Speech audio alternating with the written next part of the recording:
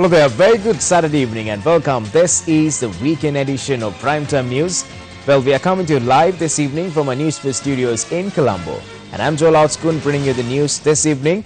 Let's start off with a look at the headlines. Fire at a clothing factory in Ratmalana. Activists question whether the rogues were nabbed as promised. 440 million rupees worth PET scanners not put into use.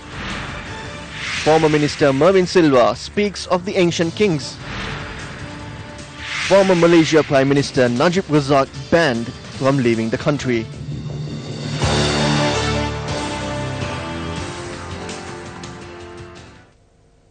We start off the news with news from the President's diary. Now, President Maithripala Sirisena left for Iran for a two-day state visit. News First, Shamil Razuldin reports from Tehran, Iran. President Maithripala Sirisena is due to arrive in Tehran, Iran today at approximately 11:30 p.m. Sri Lankan time. President Sirisena will hold bilateral meetings with his Iranian counterpart Hassan Rouhani tomorrow at the presidential palace. It is not yet clear what would top the agenda at the meeting. However, Iranian sources say the Iranian-funded project, the Umayyah project, will come under discussion tomorrow at the meeting. Subsequent to the meeting, President Sirisena and Hassan Rouhani will sign several bilateral agreements. President Sirisena is also due to meet the Iranian Supreme Leader tomorrow at 4 p.m. Iranian time. The discussion will not be open for the media. The visit of President Sirisena comes at a very decisive juncture as the United States has pulled out from the Iranian nuclear deal. Now, News First, of course, will keep our viewers constantly up to date on all the developments that will unfold from Tehran, Iran. I am Shamil Razuldin reporting for News First from the Iranian capital city. President Maithripala Sirisena left for Iran on an invitation extended by the Iranian President Hassan Rouhani. This is the first state visit to Iran by President Sirisena after assuming duties as president.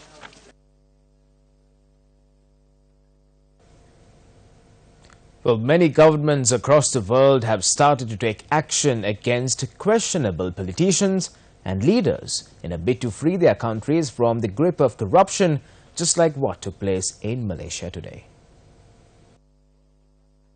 South Africa's former president Jacob Zuma is to face prosecution for 16 charges of corruption relating to a multi-billion-dollar arms deal. The case centers on a deal to modernize the country's defense in the late 1990s, and the charges, which Zuma denies, include counts of fraud, racketeering and money laundering. Brazil's top prosecutor charged former presidents Luiz Inácio Lula da Silva and Dilma Rousseff with forming a criminal organization to divert funds from the country's state oil company. Lula da Silva is currently in prison for corruption charges. Peru's President Pedro Pablo Kuczynski resigned after secret video recordings entangled him in a new corruption scandal on the eve of an impeachment vote. In 2015, an Egyptian court sentenced ousted President Hosni Mubarak and his two sons to 3 years in prison for embezzlement. French Labour Minister Muriel Pénicaud will be questioned by a judge this month over suspected favoritism involving a 2016 event in Las Vegas featuring Emmanuel Macron, the current French president who was economy minister at the time. These are just some of the big names that made headlines, and the list is much longer. Well, while all those efforts are being taken by those countries world over to rid their countries from corruption, over in Sri Lanka, the situation is somewhat different. Former Central Bank Governor Arjuna Mahendran is named as the chief suspect in the case filed over the Central Bank Treasury bond scam, which is termed as the largest financial crime in Sri Lankan history. He was last known to be in Singapore, and his current whereabouts are unknown. Former Sri Lankan ambassador to the United States, Jalia Wickremesuriya, is wanted by court in relation to the alleged misappropriation of $132,000 of state funds in the process of purchasing a building for the Sri Lankan embassy in Washington, D.C.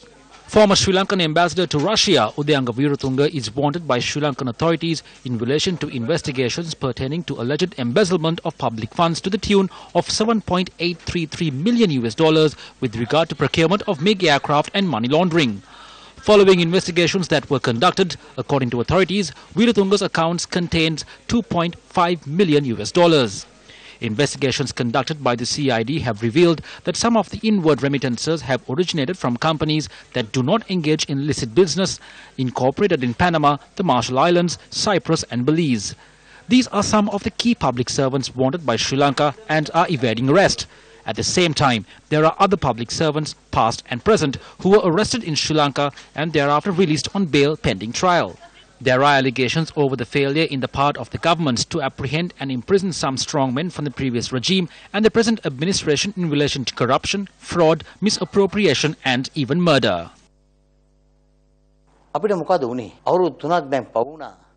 What happened? Not a single rogue was arrested. They formed a motto for themselves, which is to loot at least a rupee more than what was looted by those in the past. Take a look at the global situation. Mahathir Mohamad becomes Malaysia's Prime Minister. Even before 24 hours passed, he started to enforce practical action. Our people entered into deals. They even gave choppers for them to fly with the rogues. Now they say Gotabaya Rajapaksa cannot be arrested. At the next cabinet briefing, they would say Arjuna Mahendran is a Singapore national and he cannot be arrested.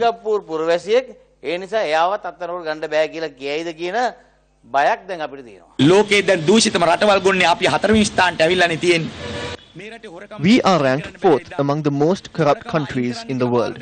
Why can't we root out theft? That task is being given to the thieves.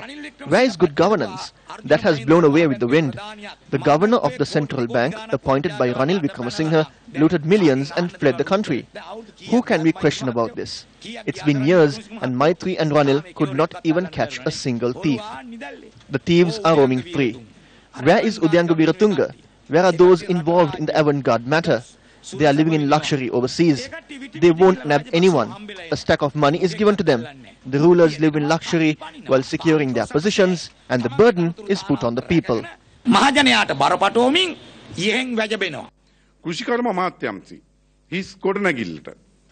For more than 16 months, 14.5 million rupees was paid as rent each month for an empty building by the Ministry of Agriculture. The old premises was closed down. We have received word they have begun repairs at the premises. The new minister says they will move there. Then why was this building taken on rent? Was it Duminda Dissanayaka's money or Ranil Wickremesinghe's money or their family inheritance used to pay for that? It's the people's money and the farmers' money.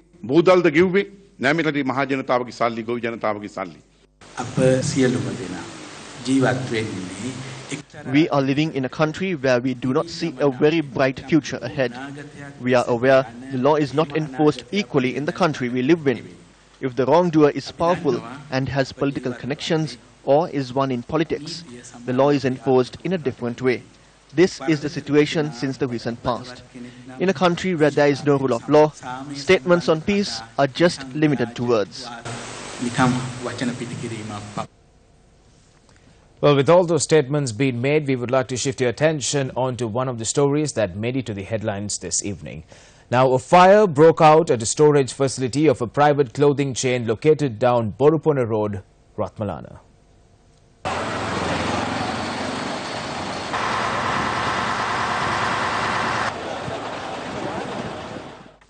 The fire which broke out around 1:30 which caused severe damage to the storage facility, and it took firefighters nearly 2 hours to douse the fire.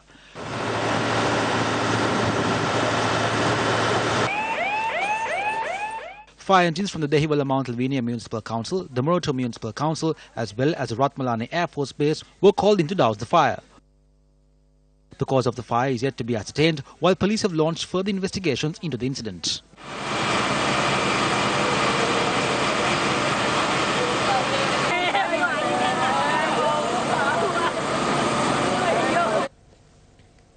Well, on to a rather shocking story now. Reports have surfaced the PET or the PET scanners at the Apeksha Hospital in Maharagama and the National Hospital have reached a state where they cannot be made use of. Trade unions charge the PET scanner set up at the National Hospital a year and a half ago has not been put into operation as yet. When the PET scanner was purchased, there was no mention of the other parts that come with it. We received the PET scanner, but we did not get the unit called the hot lab. We do not have the necessary equipment for the functions of the hot lab or a laboratory designed for use with radioactive substances. There is no way for us to mix these chemicals and provide them for use. That is why the unit is not being used. In the absence of a hot lab, we are unable to provide any form of training as well. However, on the 17th of January 2018, Minister of Health Dr. Rajitha Senaratne said something different about the PET scanner at the National Hospital. We need the various isotopes to use this, and the issue lies there. We are not short of any parts. We bring the isotope from India. When we bring them here, 80% of it is already wasted, and we use the remaining 20%. It's stored at the Sri Lanka Atomic Energy Board. I have spoken with overseas investors to manufacture isotopes in Sri Lanka. We spend millions and only use isotope worth 400,000 rupees. So we need to have the isotope. We have sent it to the RT and the NPT, and they are awaiting Treasury approval. It's been 4 months since the minister made that statement, and today the PET scanner at the National Hospital does not function. A PET scanner was donated to the Apeksha Hospital in Maharagama a month ago, with the donations made by many Sri Lankans. Hospital authorities said as the government has failed to provide the required isotope for the PET scanner to function, the hospital is not able to make use of it. At present, it is only being used for CT scans. Well, if you missed out on that story, don't worry, you could catch it up on www.newsfirst.lk. With that in news from the Prime Minister, now Prime Minister Ranil Wickremesinghe declared open a new building at the Habaraduv Divisional Secretariat. Construction of this new building cost 48 million rupees and the event was graced by a group including Minister Bajirabe Botana. There will be a state of confusion in the country if the grassroots administration is not carried out properly. We need to provide jobs and commit to development. It took us time. We need to locate lands. We did not have the funds in 2016 and 2017. We had to repay the debt. We have somehow created stability and commenced these activities to take forward the development process. On several previous occasions, the Prime Minister stated the largest debt repayment is to take place in 2019. The most difficult thing for us to do is to manage the economy and repay the debt. The largest debt repayment for the loans taken in the past is scheduled for this year and the next. We need to look at that and then commit to development. Parliamentarian W.D.J. Senaratne commented on the future process of the 16 SLFP MPs who left the government. He made the following remarks at an event where Gotabaya Rajapaksa was among the invitees.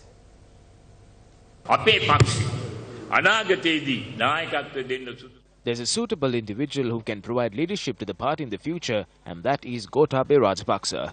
I said this in Amblipiti as well. On this matter, I faced many accusations from the party. The leaders in the party who debated with me for hours have come to accept the fact that Gotabaya Rajapaksa is the most suitable individual to take up responsibility of the party in the future. I stepped out of the government. I was in the government, but I did not step away from the party. I am of the stance the party needs to remain. But let me state this. One cannot shield behind one party and strengthen opposite factors. It needs to be made clear. We will reach a final decision in a week or two. If we fail, we will proceed alone.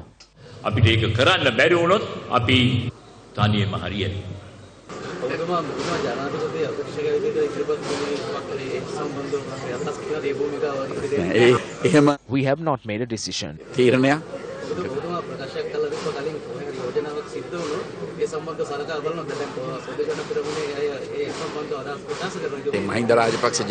President Mahinda Rajapaksa needs to take that decision. We will decide after he decides. Well, a bridge constructed to link Dompeaya and Nugekhanda in Surevava was declared open today. The bridge was constructed at a cost of 23.9 million rupees and was declared open by Deputy Leader of the United National Party, Minister Sajid Premadasa. At present, all countries are working to meet their Millennium Development Goals. Our government has also made it an objective to meet the Millennium Development Goals. When you look at it, we need to eradicate poverty, construct houses, distribute lands and strengthen the economy. Each year, the United Nations boards point out on whether these countries have reached the Millennium Development Goals or not. Our program is at the top when it comes to achieving these Millennium Development Goals.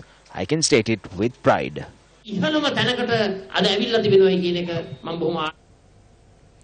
former Minister Mervyn Silva toured the Palugola Game area in Anuradhapura. Allegations have been raised claiming an archaeological site in the area was destroyed when the land was being cleared for a housing project. Let's take a look.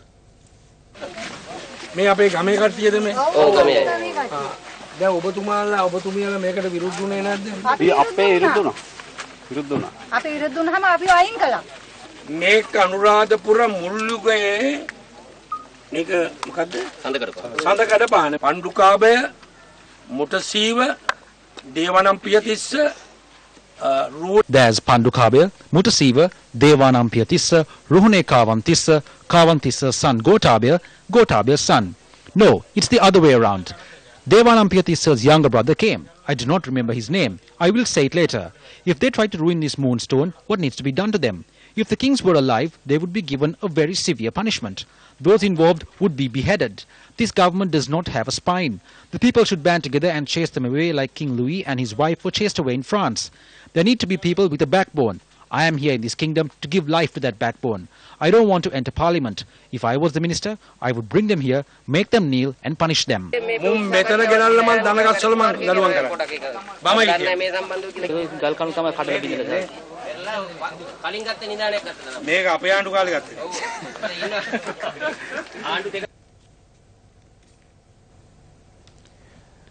Well, if you're just tuning in, this is Primetime News on TV1.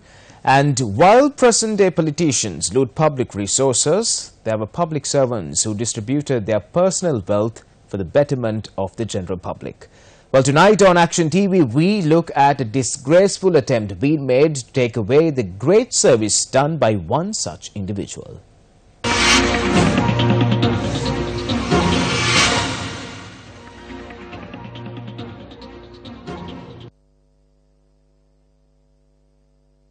"32 years ago, this statue was constructed at the Mangala Elia Junction in Mundalama in memory of a popular local businessman.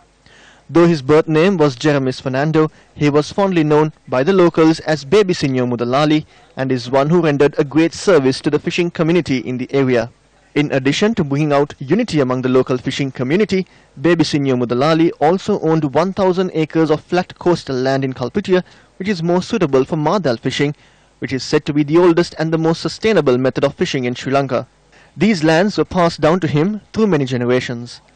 Baby Sinyo Mudalali permitted the fishermen who used the Mardal fishing method to operate on these lands without any charge. In addition, he also created the market for these fishermen to sell their catch. He ends his service by distributing most of these lands to the very fishermen who use them. One of these lands today is known as the Vittalwatta in Kanda Toduaba.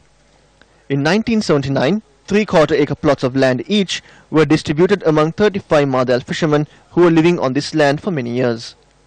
However, 39 years later, the grandson of Baby Sinyo Mudalali writes this letter to the Kalpitiya Divisional Secretary. He writes this letter not as the grandson of Baby Sinyo Mudalali, but as a public representative who has come forward to solve the issue faced by the people living in the Vittalwatta since 2011.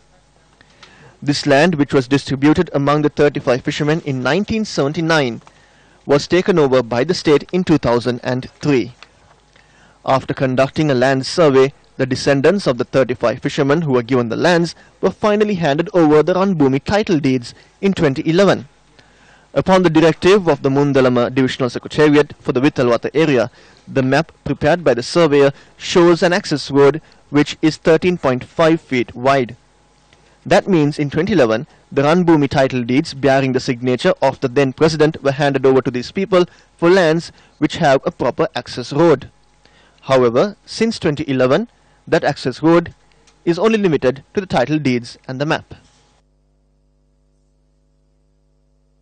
The road, which is more than 13 feet wide, is now only a foot wide. If we are to bring any material home, we have to carry them on our shoulders. Since we do not have a road, we cannot even bring a vehicle over here. We do not even have a small road to use. When we die, there will be no way to carry our coffins as well. This issue has gone unresolved for more than 7 years despite many requests made by the grandson of Baby Sinyo Mudalali, who is the present State Minister of National Policies and Economic Affairs, Niroshan Pereira. The Mundalama Divisional Secretariat has disregarded all these requests. If one is misusing a common access road which has been mapped by the surveyor, shouldn't the responsible authorities in government intervene in this matter? District Secretary of Puttalam, this is over to you.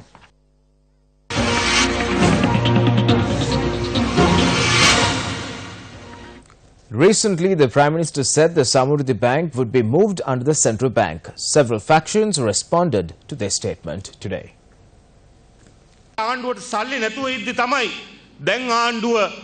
The government does not have money, so they are trying to loot from the Samurdhi. They are attempting to move it under the central bank. The Prime Minister and the government paved the way for the central bank to be looted and for those responsible to escape.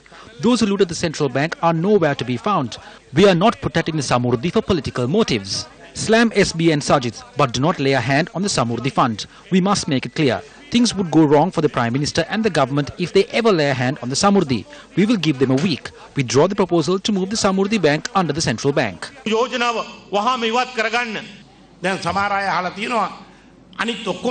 Some question what's wrong with moving the Samurdhi Bank under the central bank when all other banks are regulated by the central bank. These are baseless arguments. Does the central bank regulate the rural bank? The government's lifespan is for another 17 months only. They will only last until another Vesak Poya. We hope there would be strength and courage to build the people's force to turn back the journey undertaken by the United National Party.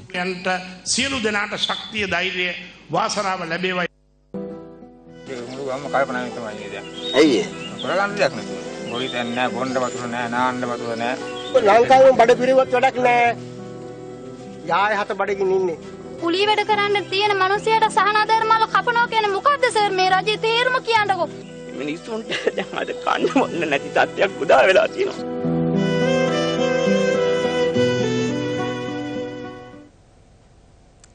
Well, what you just heard were the issues faced by the people living in Vilachia, Anuradhapura, aired on the News First Hadagasma program on the 28th of April. Well, today a group who took note of this situation visited Vilachia to bring some form of relief to these villagers. A Sri Lankan couple living in Australia who watched the Hadagasma program together with their relatives here at home visited the Yaya 6 and Yaya 7 villagers in Vilachia today. Parcels containing dry rations were gifted to 327 families in these villages, and each parcel is valued at 3,000 rupees. The Sirasa media highlighted our plight to the entire country and the world. The whole world turned their attention towards us. We thank them for coming together with the Sirasa media and distributing these rations to us. We are happy that people who are the human side of things are still living in this country. We are thankful to all of them. We invoke merits on Mr. and Mrs. Karyawasam living in Australia and all those who came here from Godagama. They identified a very rural village and the issues of the people were highlighted to the world. We invoke merits on the Sirasa Media Institution for their contribution to provide dry rations to the people at this time of need. At a time when authorities speak high about the progress made in Sri Lanka's health sector, there are many hospitals and health services centres in rural areas which are in a state of disrepair. The following report comes from Amlapitia, where the new health services centre constructed to replace the dilapidated one is also in a rickety shape. Hingura, located in Amlapitia, was gifted a health services centre 3 decades ago and benefited many who were living in Hingula, Bingalayaya, Kachigala, Kanamadi Ara, the YSS village and many more in the area. As the health services centre reached a dilapidated state, a decision was made 3 years ago by the Ambilipitia Divisional Secretariat to construct a new building adjacent to the existing one.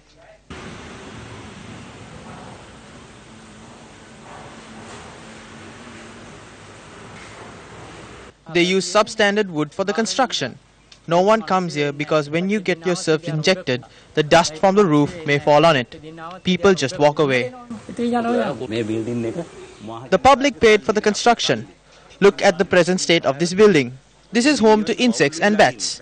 At night, there are other creatures. This is what has happened to our money. The roof is in state of disrepair and there are cracks on the walls. The doctors fear it may collapse when they are inside. they do not want to work here. We have a health service center here, but we are compelled to take our children to a hospital miles away. There was a clinic for pregnant women. That too does not function anymore. 1 million rupees was allocated for this construction. However, the present state of the building speaks of a story of despair. When inquired, an officer attached to the Ambilipitia Public Health Office said the contractor tasked with the construction had not done it in a proper manner.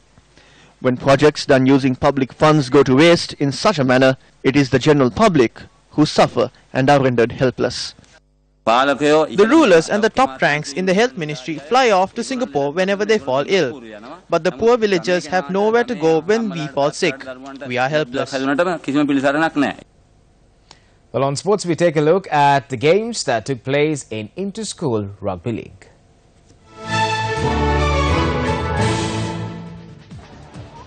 Royal College Colombo locked horns with Zaire College Colombo for the cup in the Inter-School Rugby League at the Royal College Sports Complex. Royal led the first half 31-5 and went on to win the game 41-5.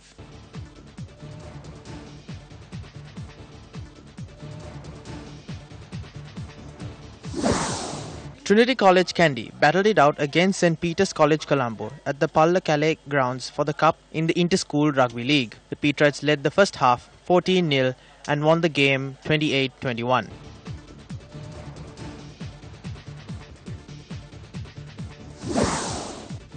St. Thomas's College Mount Lavinia locked horns with the Lumbini College Colombo for the place in the Inter-School Rugby League. The Thomians led the first half 21-5 and won the game 40-10.